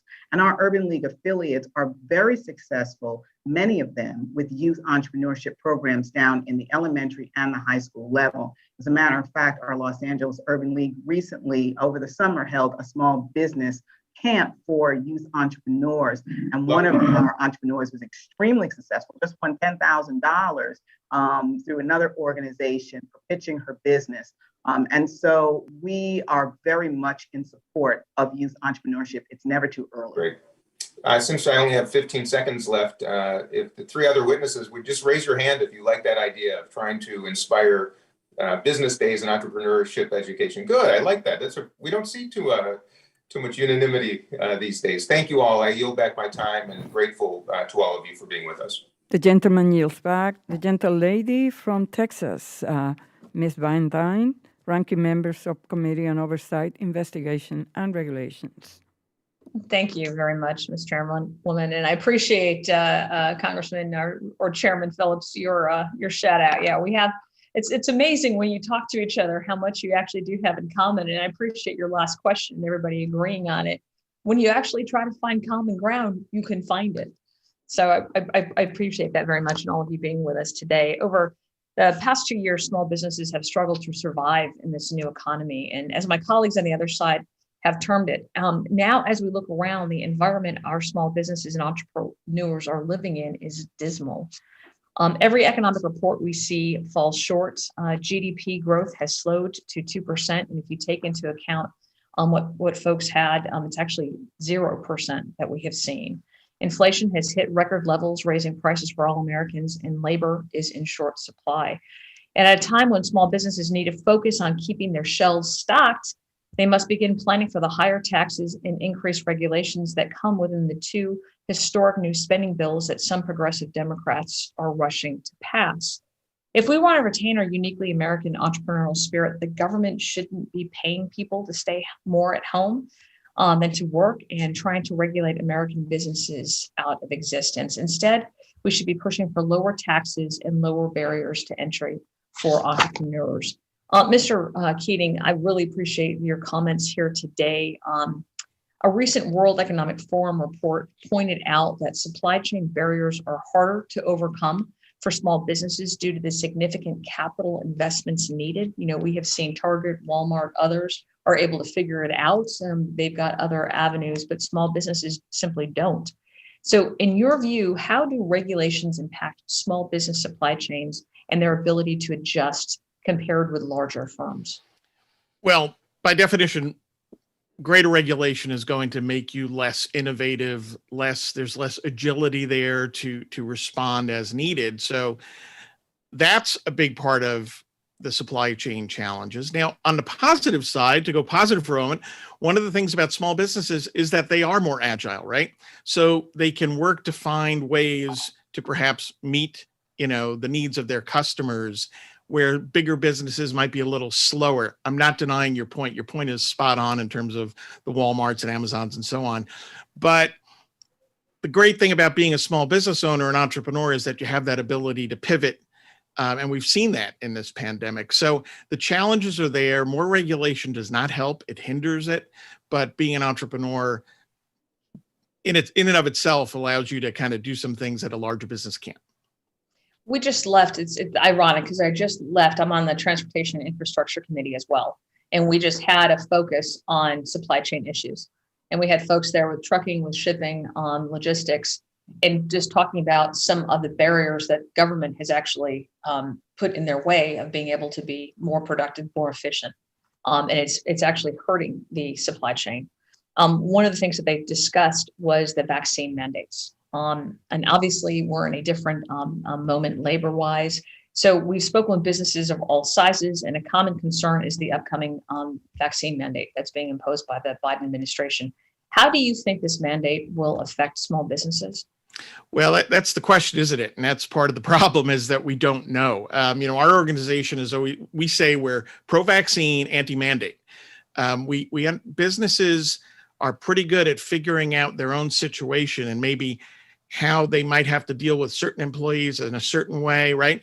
When government steps in and does the mandate thing, that doesn't, you don't have that ability to now deal with your particular situation and be able to deal with your particular employees.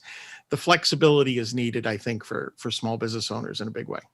I mean, the concern was, and I think, our Transportation Secretary, Pete Buttigieg, was very callous in his response. The items in question are not simply Christmas gifts or toys. I mean, we're talking about liquid oxygen. We're talking about seeds and fertilizer to be able to put food into the ground for crops. We're talking pharmaceuticals. I mean, pharmaceuticals, things to be able to keep people's homes warm that don't live on a main grid. Can you explain to me what some of these logistic concerns are moving forward? And if you have in the next 18 seconds, any kind of federal regulations that you think that are impeding our progress? Oh my goodness. Off the top of my head, I can't give you an exact regulation, but I think the key point that I'd like to make is all of those industries you mentioned and every single other one are overwhelmingly populated by small businesses. So it's very important for lawmakers to understand that whether they're talking about trucking, pharmaceuticals, all the way down the line, every one of those is about small business. The numbers are there. I mean, I can provide more data if you want, or you can go to our SMB Council website. Time has expired. Sorry. The gentle lady from Pennsylvania, Ms. Houlihan, is recognized for 5 minutes. Thank you, Madam Chair, and thank you very much to all of you all for coming and joining us today. My questions are going to be focused on ESG, or environmental, social, and governance ideas, which I think are something that has gained a lot of traction over the past 15 or so years. And across the nation, and especially within my Commonwealth of Pennsylvania, business incubators have been serving as an important part to help startups and individual entrepreneurs scale their businesses. And they provide a range of services, as we've talked about, from legal advice to venture capital funding. But studies have shown, and the pandemic has borne out, that companies that have a strong environmental and social governance aspect or criteria to them have outperformed companies that did not during this very critical time. And in fact, this initial initiative was started in the heels of 2007 and 2008's financial meltdown. And so as the co-founder, along with Representative Phillips of the Stakeholder Capitalism Caucus, and as an entrepreneur myself who's built a lot of CSR ESG companies, I really acutely and personally understand the importance of ESG as a model for investors to evaluate companies, for employees to decide which ones to work for communities to embrace these kinds of companies, for all of the different stakeholders who are involved in these small business enterprises to be able to understand what a good company looks like. So starting with Mr. Keating, if I could I ask you to speak to any efforts that the incubator is acting on to encourage this kind of model for small businesses? And if it is, can you discuss why this model is important during the midst of a pandemic, or frankly at any point in time? And if the incubator does not encourage ESG criteria, can you explain why not?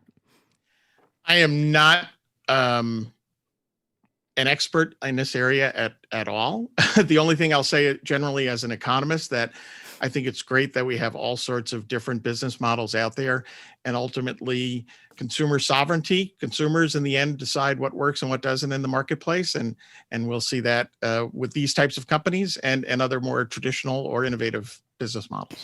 I think it's beyond the consumer. I think it's also investors. I think it's also employees. I think it's kind of the entire ecosystem, the entire stakeholder ecosystem that makes the determination.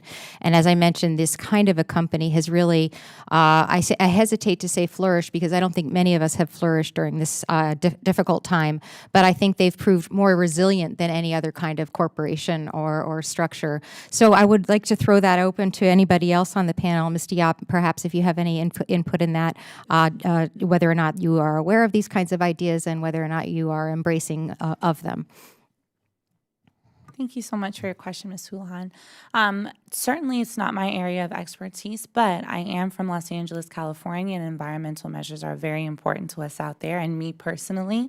So I definitely think that access to more information about these types of programs so that small business owners or aspiring business owners could implement them into their business model would certainly be helpful, and would certainly be something that could even increase the awareness of these types of programs so that more people could participate. Thank you. Does anyone else on the panel have any input into this question before I move on?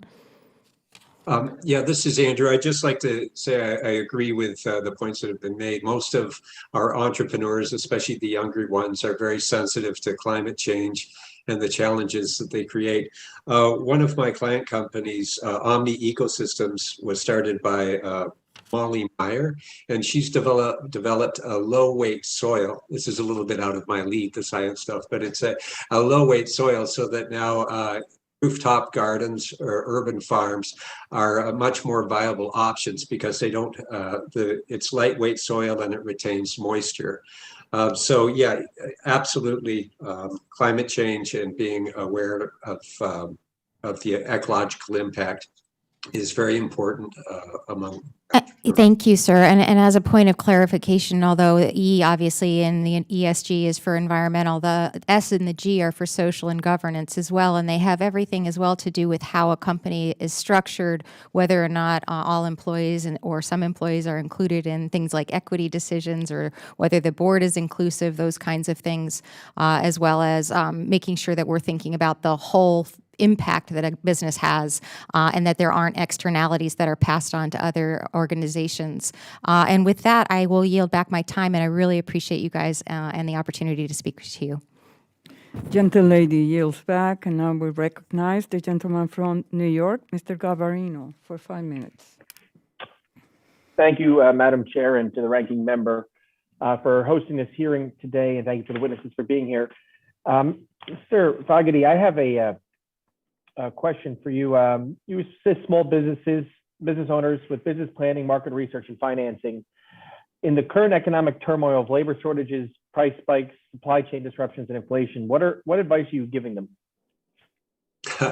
Well, it's very much depends on what type of business that I'm dealing with. Over the past 18 months or so, we've been very much focused on having businesses survive. So things like EIDL and the Paycheck Protection Program and that type of thing. Startup funding is, we're kind of repeating ourselves here, but startup funding is very much a challenge. I'm sure the other guests on the panel would agree. And small business funding to grow, small loans below $50,000 are also very difficult to come by. So as far as what I would say that for Congress, I would like to find some way, I would hope you would find some way of incentivizing banks to lend more to startups and to smaller amounts. And that's what I'm really hoping. But yeah, for the past 18 months, it's been a lot of work with government programs to make sure that the companies survive. Okay, and then I imagine anybody dealing with getting companies to survive, a lot of businesses pre-pandemic did not have an online presence, and it was, I guess, for a lot of them to survive, they had to convert to at least having some sort of online presence. I am the ranking member on the Homeland Security Cybersecurity Committee as well, so and we've seen, especially the past couple of years, a lot of ransomware attacks. Almost 50% of them are targeted at small businesses, and it's a small amount, but it's a small amount in the grand scheme of things, but not to a small business who often has to pay a couple $1,000s for a ransom. What are you, or any of the other witnesses on the panel today, what are you saying to clients or prospective clients or small business owners on how to deal with this issue? Because a lot of people don't understand cybersecurity, don't even put it at the top of their list when they're starting a business. The Illinois Small Business Development Centers, of which we're a part, we do host cybersecurity experts where they will come and speak to the small businesses. And actually, the Gallery Incubator in Evanston, where I'm a volunteer mentor, they are very one of the founders is very savvy in the cybersecurity realm. So yeah, I can't agree with you more. Cybersecurity is key, and certainly an online presence is absolutely vital to any small business. Yeah, and anybody else can jump in, but I would think most new people who are starting business now realize they have to have an online business. But I guess some of the small businesses that have been around for a while, it's something they never had to do before. I don't know if Mr. Keating or Ms. Devane or Diop want to join in with, what are you seeing with current small businesses and how are they doing making this change? Sure. I would definitely add that you're 100% on point. One of the things that we saw with our small businesses, many of our businesses are more mature in age and more traditional and really aren't savvy or were not savvy with social media and with technological changes. And so it was a real eye opener for them. And we really had to help them transition into the digital world. Some of that was by necessity because everything had to be Zoom, nothing was in person, and everybody has phones. But the thing is that we really had to take the time to train them with those tools. Branding, marketing your business in a world that's virtual and social media was very important. And the other thing is through the CARES Act funding that we had, we ran about 7 different webinars and workshops for businesses to help them with COVID relief. And one of those was on cybersecurity. We still provide access to that through all of our affiliates and online through the National Urban League's website. So folks can go in anytime and look at that information. If I could add, what's fascinating is some of the survey results that we've had in terms of the impact that this technology, social media, has had on starting up a business. One of the results we saw that 80% of people said that they were able to start up their business because of the affordable nature of online advertising. So it's not just, obviously it's helping existing businesses, but it's also boosting startups, which is a very exciting aspect of this. I appreciate that, and I believe I'm out of time, so I yield back. The gentleman yields back, and now we recognize the gentlelady from Florida, Ms. Salazar, for 5 minutes. Thank you, Chairman Velasquez and Ranking Member Luetkemeyer for holding this important hearing. This comes up at a pivotal time for countless small business owners and their families nationwide. And I wanted to thank all the guests that have been here and exposing their testimony, specifically Mr. Raymond Keating, that you were mentioning how constructive pro-immigration policy agenda would be good for the economy. And I completely agree. So I wanted to ask you, what are the major changes to the immigration system that you think we should be implementing in this country directly to improve the small business community space? Well, I think that number one, it's important to understand that foreign-born individuals have a much higher rate of entrepreneurship than native-born. So, and that shouldn't surprise us because, you know, it's pretty risky to move from one country to another. Having said that, I think some sort of entrepreneurial visa, right, is critical. Why aren't we offering this and attracting entrepreneurs from around the world to the United States? There's no downside. I can't figure out any kind of downside. So I think that's step one. And then obviously step two is just getting more our immigration policy more in tune with labor needs. You know, right now we're coming out of the pandemic, but not too far down the road, we're going to have additional problems in terms of working age population and so on, and at the lower end of skills and the upper end of skills. So I think immigration can help us with that issue in a big way, but the entrepreneurship aspect is critical. And when you're telling me that the labor means, so you're talking about labor, you're talking about basically merit-based visas. Is that, what would be the ideal scenario according to you? Yeah, well, I think that merit-based, the idea that this is what I want to do, I can do what I can contribute to the United States as, you know, whether it's high-tech visas or, again, at the lower end of the skill level. So I think we just have to be more cognizant of the realities in our economy. I mean, listen, I'm an economist, so I would love our immigration policy to be focused more on economics than some of the politics that we hear being tossed about. And I think when you look at the economics of immigration, listen, every poll of economists, they always come out lopsided that immigration is a net economic plus for a country. And it can be in all sorts of ways, whether it's lower skilled workers, as I said, high skilled, or entrepreneurs. So why do you think that we have not been able to pay attention to what the marketplace is saying? You say that you're an economist. How do you interpret? Well, I think that shortage? Again, yeah, I think it's politics overruling economics. Unfortunately, I think. Listen, we have a history. We are an entrepreneurial nation. We are a pro-immigration nation. We're a nation of immigrants. It's true, but we've also had our battles along the way where we have not been at various times, you know, exactly friendly towards immigrants. So I think to the extent that we can talk about how immigrant workers, for example, new immigrants coming to this country who are willing to work, they're complementary to the people that are already here. So for the most part, overwhelmingly, I mean, it's not even close. They're not taking jobs from somebody else. They're adding to the economy. And that's the part I think that we economists fall down on, right? We have to tell people that additional producers, additional consumers, and additional entrepreneurs all lead to economic growth. It's not a case that the pie is only so big and we're going to divvy it up. So I think it's talking more about growth and how immigration can help. But and finally, in the last minute that I have, I want you to go back to that line that you said that some people believe that new immigrants or newcomers are going to be taking jobs away from the Americans. Why isn't that true?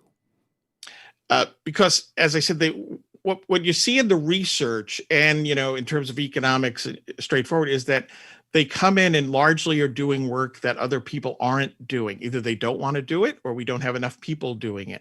So again, in that filling those needs, those vacancies, that's why we say they're complementary workers. So therefore they're helping other people to be more productive. So it's a good news thing for everybody, but sometimes you'd never understand. Well, oftentimes you don't understand that listening to the politics of it.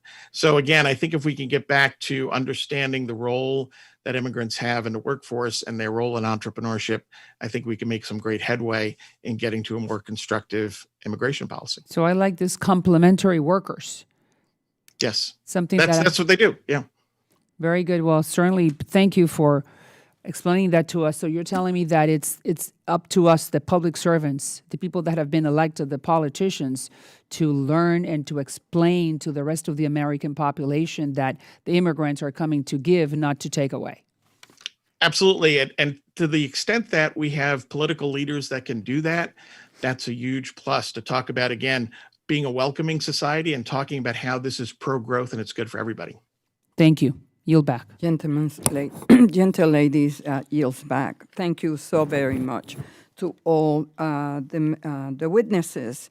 And Mr. Keating, I didn't have time to ask you a question, but I really appreciate your answers to Ms. Salazar regarding immigration. I think this is a part of a discussion that needs to happen among members of Congress and approach this issue with the honesty that it requires.